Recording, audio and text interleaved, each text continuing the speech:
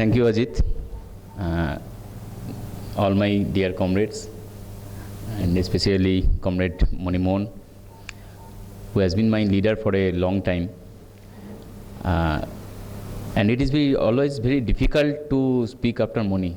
You must have understood how vast he can go in so many ways and so many avenues. And then after that, Kaushik came. He is also a very great orator. I am the poorest of the three, and now I have been put in the, I think, in the concluding part.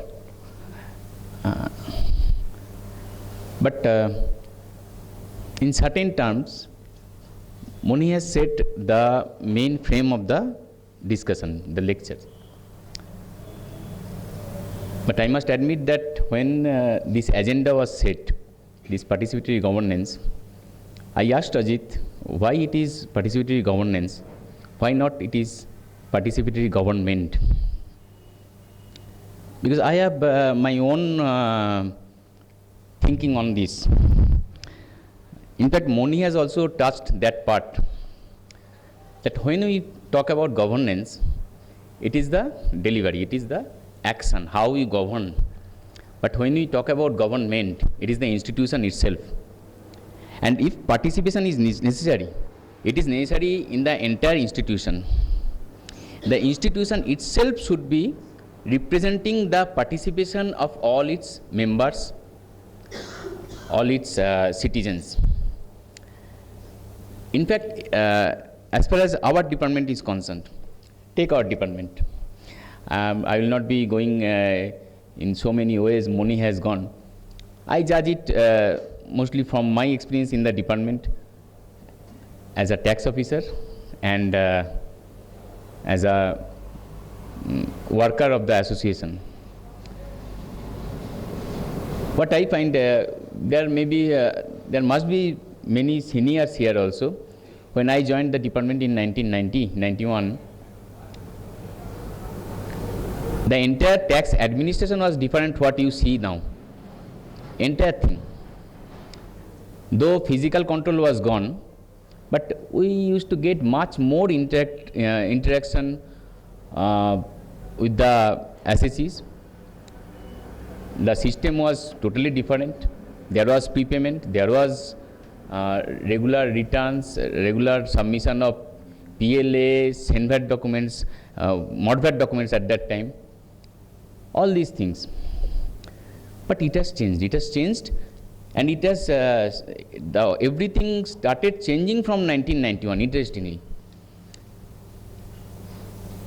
in the name of economic liberalization. And to enforce that, government has brought in so many changes in the tax system. How much our role was crucial in that? Were we allowed any role? As inspectors, superintendents, and we were told that inspectors are the backbone of the department. In the during our training, we are told that you are the backbone of the department. The entire department, the entire revenue collection depends on you. But when it came to change in the system, change in the policy, change in the administration, how much we mattered. Yes, in 1991, it was Raja Chelia committee.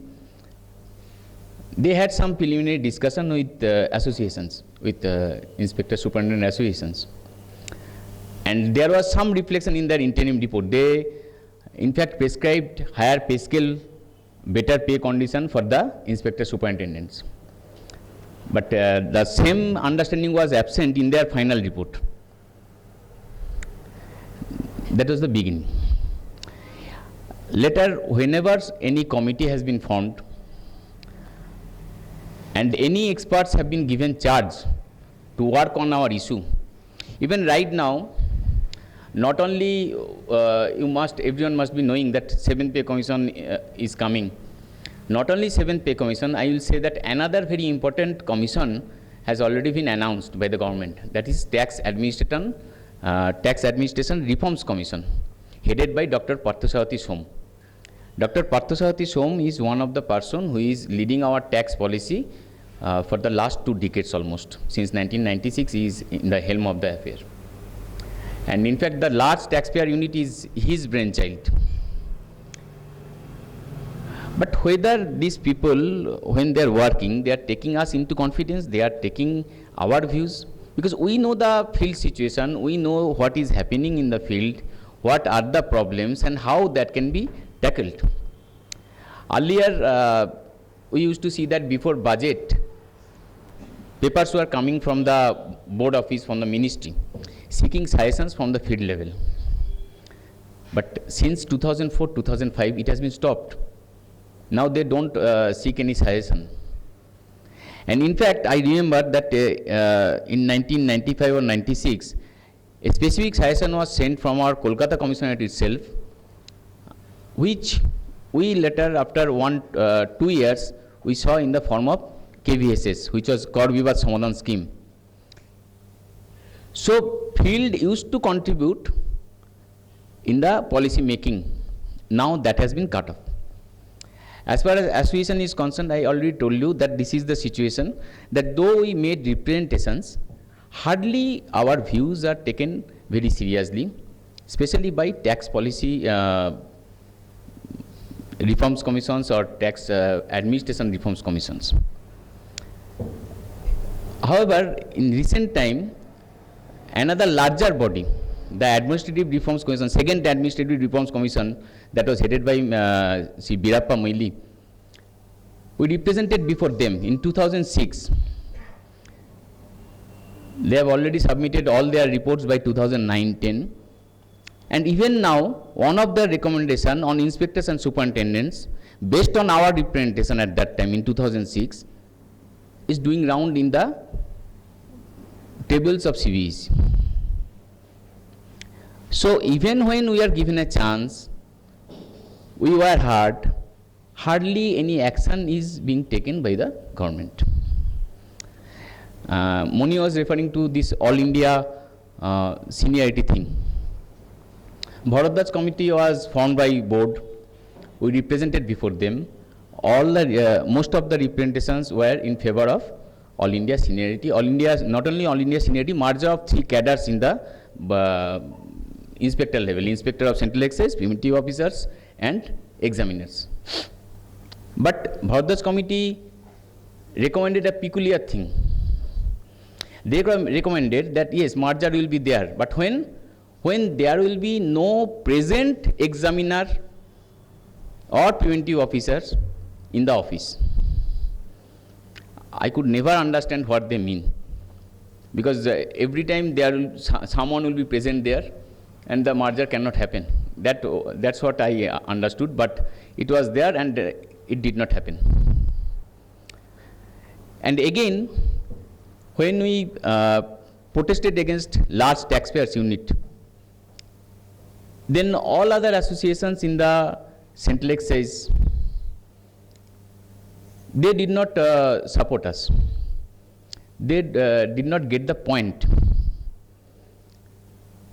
And what happened? Now after 7-8 years, at that time obviously our main fear was that if large taxpayers units are formed, then most of the revenue will be going to large taxpayer units, and obviously our job will be curtailed, our numbers will be curtailed. No one listened to us, no other organization. Now in 2014, in certain areas, certain zones, during this restructuring, it has happened that there is no increase of new commissionerates, because the excess revenue has already been taken away by the LTUs. So this is what happens when this the entire system is not based on participation of the people for whom the system works. And this experience we have to share. Another area that Moni also touched, I think that is very important, because from 2004 the new pension scheme has started working. No including there is one participatory mechanism is available in the government, joint consultative machinery, you know, JCM. But it was not even agreed in the JCM to introduce the new pension scheme. But it has been introduced.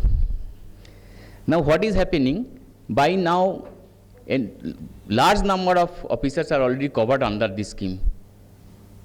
They, as old officers, before 2004 officers, they don't have any specific pension assurance to them. Now after 2020, 2021, there will be more in numbers.